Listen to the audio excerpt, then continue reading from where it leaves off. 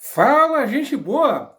Bom, iniciando o mês de agosto, né, o popular mês do cachorro louco, o mês do desgosto, né, o mês do azar, enfim, né, qualquer apelido que vocês aí queiram dar, né, eu iniciarei, tá, explicando algo que eu havia deixado de explicar na semana passada, né, um dos vídeos da semana passada, né, eu iniciei fazendo uma saudação, eu iniciei dizendo um palavrão, né, que era God Morgen Vener, tá? Essa frase, tá? Significa bom dia, amigos, em norueguês, tá?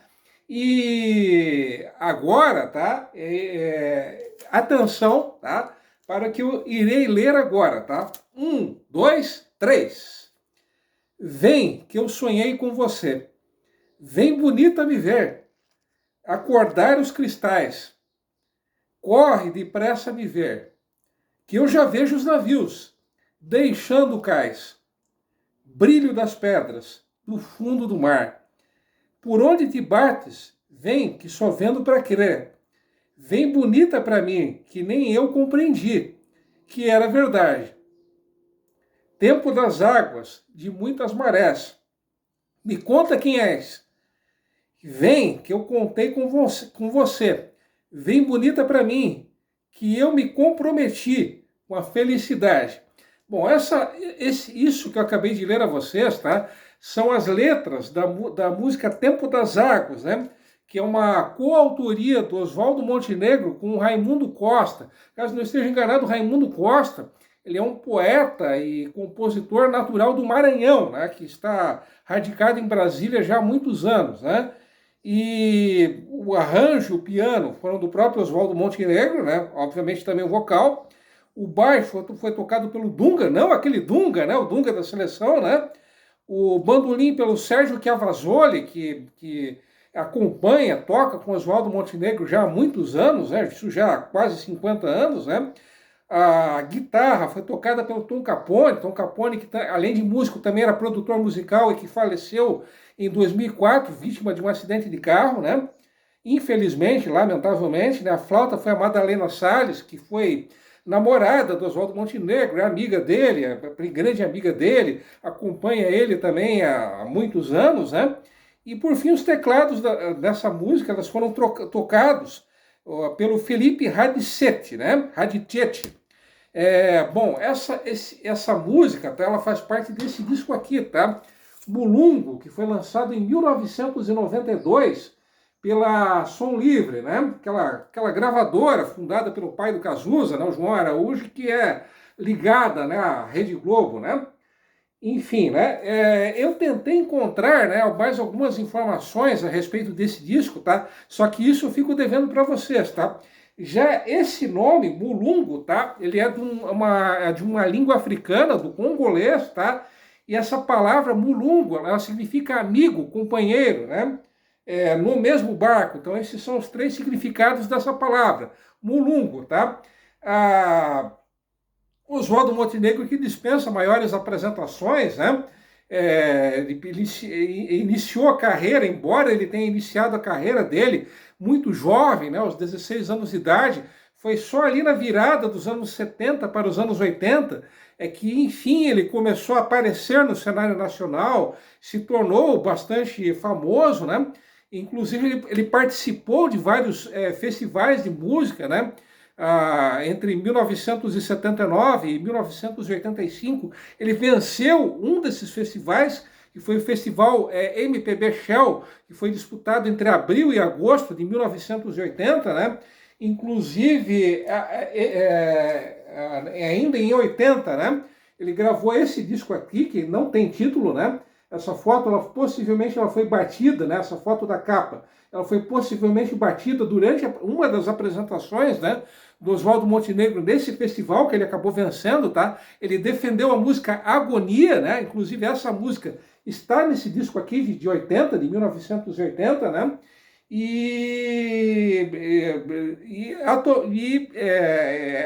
Voltando aquele disco ali de 92, né? É bem a característica do Oswaldo Montenegro, né? Então é um disco cujas músicas elas misturam poesia com teatro, um pouco de filosofia, né? Há muito de filosofia e de reflexão nas músicas do Oswaldo Montenegro, de maneira geral, né? Então, resumidamente, era essa a explicação, vamos dizer assim, o cardápio musical que eu teria para servir a vocês hoje, né? Então, aquela música ali do Oswaldo Montenegro, né? Tempo das Águas. Mas, afinal de contas, por que eu estou falando, por que eu acabei mencionando aquela música? Bom, o nosso amigo, né, o nosso personagem de hoje, ele seria um Dom Juan, que nem o glorioso Gert Olsen, que eu expliquei para vocês na semana passada. Então, por isso por isso aquela referência ali à moça, né, esperando o cara ali no cais. Não, não. O nosso amigo de hoje, ele não era nenhum Dom Juan, tá? Mas ele morava, né, próximo, muito próximo, por sinal, ao, entre aspas, Porto de Joinville, né? Além de, claro, ele ter sido norueguês, e como mais que sabido, os noruegueses, eles são descendentes dos antigos vikings, que é um povo navegador, né, por excelência, né?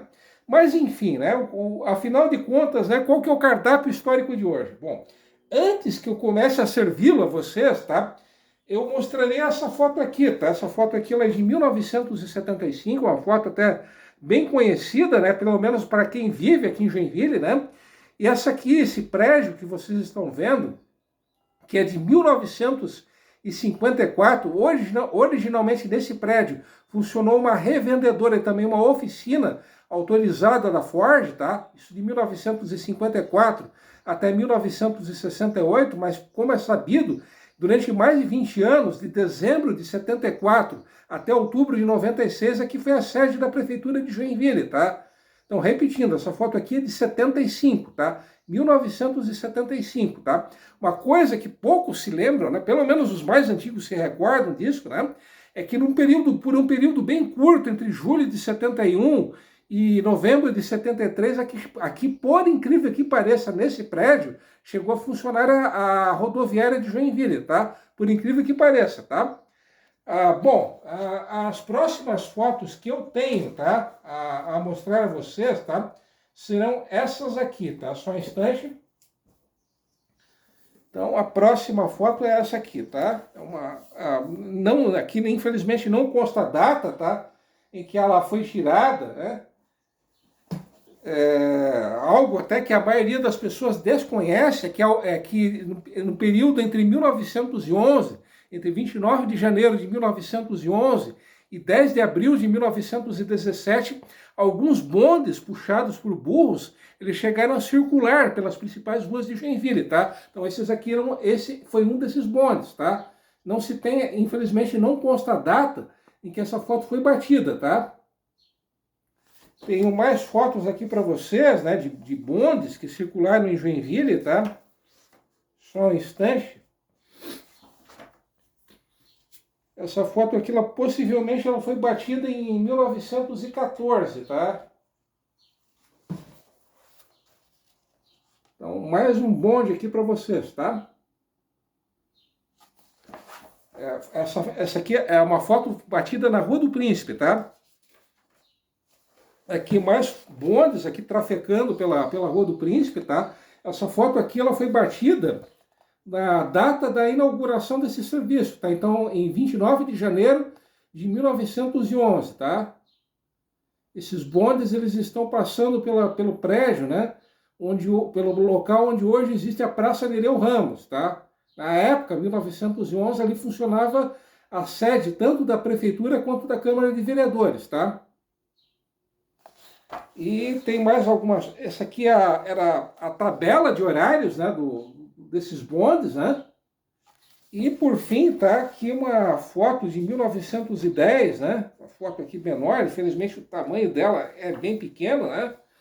Essa foto aqui que eu estou apontando, ela, como eu já disse, ela é de 1910 e ela foi batida por ocasião da colocação dos trilhos, né? Para o tráfego dos bondes, tá? E aqui uma foto maior, né? Também de um bonde que circulava em frente à estação ferroviária, tá? E por fim eu tenho mais uma outra foto, né, a mostrar a vocês, né? Isso aqui é já direi quem é esse rapaz aqui, tá? essa foto aqui, né?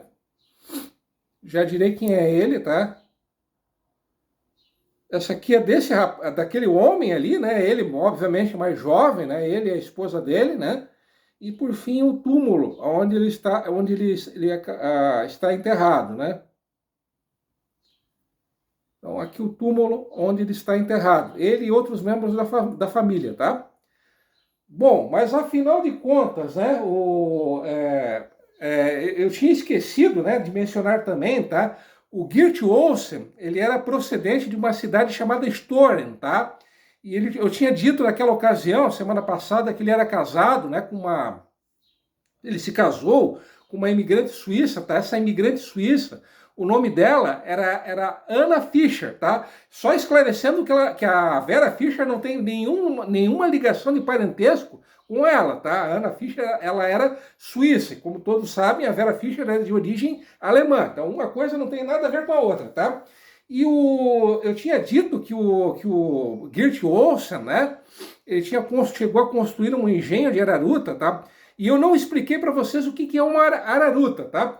A araruta, tá, é uma planta comestível, tá? Muito semelhante à mandioca. Então, com a farinha da araruta, ela tem essa planta, né? Ela tem diversas finalidades, diversas utilidades, né? E com a farinha dela é produzido, entre outras coisas, biscoitos, bolos, mingau, né?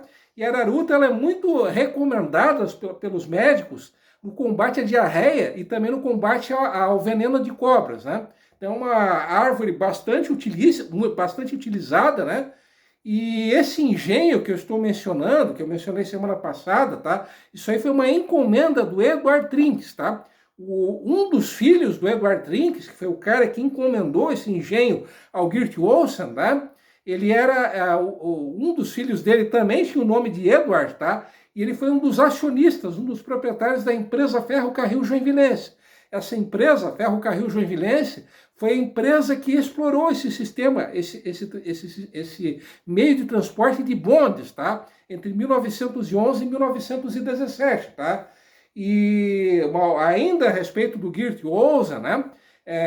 Primeiro julgamento de um crime, né, que aconteceu em Joinville, tá? Esse primeiro julgamento, ele aconteceu no dia 11 de junho de 1872, naquele prédio em estilo enxaimel, em frente à biblioteca pública, ali na rua 9 de março, tá? Esse prédio, durante muitos anos, ali funcionou a loja HM, né? Então, nesse local onde hoje existe esse prédio em estilo enxaimel, então aconteceu esse julgamento lá em 1872, e um dos jurados foi justamente o Geert Olsen, né? Ele teve uma certa relevância, né, na sociedade joinvilense, né? E aquele rapaz, né, aquele homem, né, cuja foto eu mostrei para vocês, tá? Esse cara, ele foi o filho caçula do Geert Olsen, tá? Esse aqui era o Bernardo Olsen, né? O Bernardo Olsen, ele nasceu em 18 de fevereiro de 1862, aqui mesmo em Joinville, tá? E desde cedo ele tinha um tino comercial bastante apurado, né? Ele foi um dos que enriqueceram, tá, com o cultivo e a exportação, comércio e exportação de erva mate, tá? Só que ele era um homem muito inteligente e ele era um homem muito visionário, tá? Ele percebeu que esse ciclo da erva mate, em algum momento ele teria fim, ele teria término, né?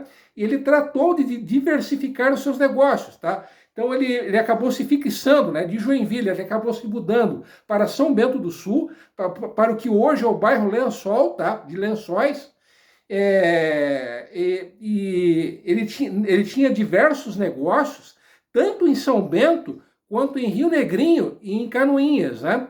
Ele tinha, inclusive, era proprietário, inclusive, de um açougue, né?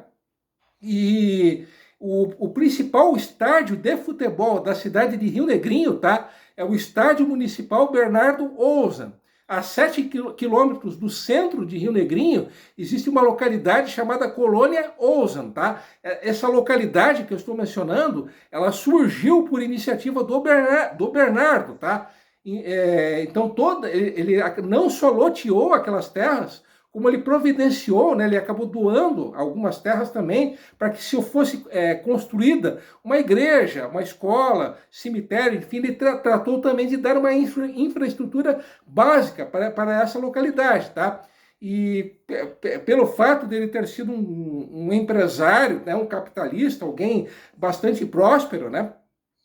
Como eu já havia mencionado, ele acabou enriquecendo graças ao ciclo da erva mate, né? Então ele acabou recebendo essa homenagem, tá? Ainda em relação ao Geert Olsen, né? Uma última informação que eu havia esquecido na semana passada, tá? É que desde 1992, justamente em Rio Negrinho, acontece a Olsen Fest, né? Que é um encontro, como o próprio nome já indica, é um encontro de descendentes do Geert Olsen, né? Então, toda essa renca, né, de gente, né, que descende desse cara, né, do viking, que teve trocentos filhos, né, do Geert Olsen, né, um dos fundadores de Joinville, eles se reúnem, né, isso a cada 2 ou 3 anos, se eu não me engano, né, em Rio Negrinho, tá? Vocês devem estar se perguntando, mas por que o cara, né, porque, já que o patriarca da família fundou Joinville, então por que de acha essa festa acontece em Rio Negrinho? Justamente pelo fato, né, do Bernardo Olsen, ele ter sido um grande investidor, né? Ele ter tido muitos negócios naquela região, né?